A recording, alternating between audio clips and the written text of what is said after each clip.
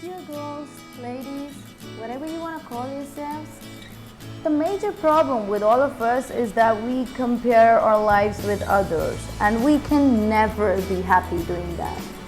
If you want to be happy, please stop comparing your guys' husbands with Facebook posts and quizzes on social media that other couples are doing. He can still love you even if he doesn't do all of this. Even if he doesn't open a door for you. Maybe he thinks that you're capable to open a door for yourself. It's not a big deal. And what if he doesn't send you cuddly messages anymore? But for God's sake, people lived without telecommunication and they were happy and they loved. How about he doesn't kiss me a goodbye kiss every night? But that's not necessary. You are the ultimate queen of his dreams. He knows that. You know that. And he doesn't tell you you're beautiful on every other day.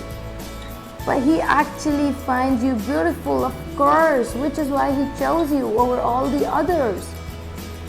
He doesn't bring you a rose every day. But is it necessary? Maybe he wants to keep it special. Maybe he wants to save it for something special. And he doesn't tag you in his Facebook statuses and posts.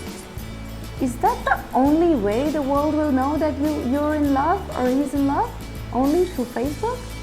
He doesn't take me to candlelight dinners anymore. But maybe he actually loves the food you cook for him. Maybe he loves that. He doesn't crack silly jokes. But maybe he's actually obsessed about the future and finances and relationships. Maybe he's thinking about keeping you happy and real. Instead of thinking about all these crazy things and ruining your relationship, look for that one thing that matters. That one thing that he does for you. That he has always done for you. He loves you from the bottom of his heart. He stood by you all the time. And he doesn't need to prove that. He doesn't need to prove that on Facebook. All he can do for you is love you and to stay by your side all the time and to be with you and to be loyal with you. That